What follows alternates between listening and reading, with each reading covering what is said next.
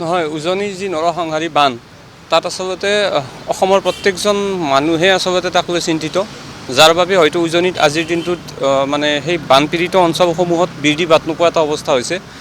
কিন্তু আজি আমি চৰকাৰলৈ এটা বিশেষ আহ্বান জনাব বিচাৰিছোঁ, কাৰণ অসমত এখন ৰাইজৰ দ্বাৰা গঠিত গণতান্ত্ৰিক জনপ্ৰতিনিধি থকা চৰকাৰ আছে আৰু চৰকাৰখনৰ মুৰব্বী হিচাপে ডক্টৰ হিমন্ত বিশ্ব শৰ্মা মুখ্যমন্ত্ৰী আসনত অধিষ্ঠিত হৈ আছে।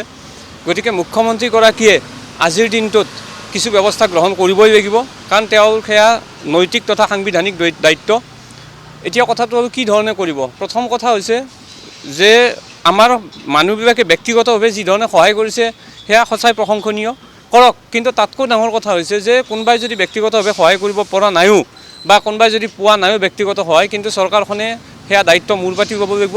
মোৰ প্ৰথম চৰকাৰলৈ আহ্বানটো হৈছে যে নিৰ্বাচনৰ পূৰ্বে চৰকাৰখনে প্ৰত্যেকগৰাকী মানুহক মানে প্ৰায় অৰুণোদয় হিতাধিকাৰীখিনিক প্ৰায় ২৭ লাখ বুলি চৰকাৰে দাবী কৰে, ২৭ লাখ নে ৩৩ লাখ একজেক্টলি মোৰ মনত নাই, কিন্তু যিমানখিনি মানুহক কৰিছিলে ৯,০০০ টকাকৈ প্ৰদান কৰিছিলে। গতিকে যিসমূহ অঞ্চলত বৰ্তমান বানপীড়িত যিখিনি অঞ্চল আছে, এই অঞ্চলখিনিৰ চাকৰিয়াল মানুহখিনিক বাদ দি প্ৰত্যেকগৰাকী মানুহক ১০,০০০ টকাকৈ অহা প্ৰত্যেক ঘৰ মানুহক আচলতে অহা ৩ মাহলৈ, অতি কমেও ৩ মাহলৈ সেই অঞ্চলসমূহত, বাকী অঞ্চলত ১২৫০ টকাই দিয়ক, আগষ্ট ১ তাৰিখৰ পৰা যিহেতু দিয়া কথা আছে, কিন্তু সেই বানপীড়িত অঞ্চলসমূহত প্ৰত্যেক ঘৰ মানুহক ১০,০০০ টকাকৈ দিয়াৰ ব্যৱস্থা কৰক প্ৰথম ৩ মাহ মিনিমাম। কাৰণ বানপানী শুকোৱাৰ পিছত মানুহখিনিৰ অৱস্থা কি নাজল নাথল অৱস্থা হ'ব।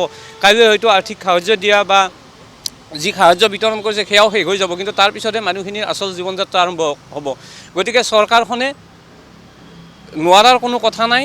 প্ৰত্যেক ঘৰ মানুহক যদি ৯,০০০ টকাকৈ দিব পাৰিছিল, গতিকে অকল সেই বানপীড়িত অঞ্চলসমূহৰ মানুহখিনিক, চাকৰিয়ালখিনিক বাদ দি, মই পুনৰবাৰ কৈছোঁ চাকৰিয়ালখিনিক বাদ দি প্ৰত্যেক ঘৰ মানুহক ১০,০০০ টকাকৈ দিয়াৰ ব্যৱস্থা কৰক।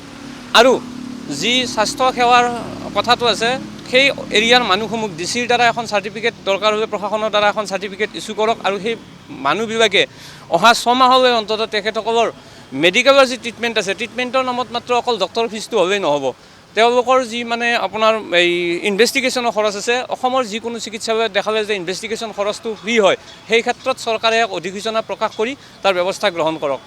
আৰু এটা বস্তু আপোনালোকক মই ক'ব বিচাৰোঁ যে এতিয়া যিহেতু বানপানী হৈছে, মানুহৰ কাৰোবাৰ গাই আছিলে, কাৰোবাৰ কিবা আছিলে, যাৰ যি জীৱিকাৰ পদ্ধতি আছিলে, এই বস্তুসমূহ যিহেতু নোহোৱা হৈ গৈছে, গতিকে তাত হয়তো কাইলৈকে কোনোবাই হয়তো EMI দিব আছিলে, তাৰ ঘৰত গৈ পেলাই EMI লোৱা মানুহ গৈ হাজিৰ হ'বগৈ। গতিকে চৰকাৰে এনেকুৱা এটা ব্যৱস্থা গ্ৰহণ কৰক, চৰকাৰে যদি মাইক্ৰ' ঋণ মাফ কৰিব পাৰে ইমান লাখ মানুহৰ, সেই মানুহখিনিৰ অন্ততঃ মানে ঋণ ৰেহাই দিব পাৰে নোৱাৰে মই সেই বিষয়ে নকওঁ, কিন্তু এটা চৰকাৰে এটা নটিফিকেশ্যন দিবা, SOP এখন দি পেলাই তাত অন্ততঃ অহা ৩-৬ মাহলৈকে যাতে তেওঁলোকক কোনেও যাতে ঘৰত গৈ ডিষ্টাৰ্ব নকৰে লোনৰ ক্ষেত্ৰত, অন্ততঃ মানুহখিনি সংস্থাপিত হোৱালৈকে এই ক্ষেত্ৰত ব্যৱস্থা গ্ৰহণ কৰক।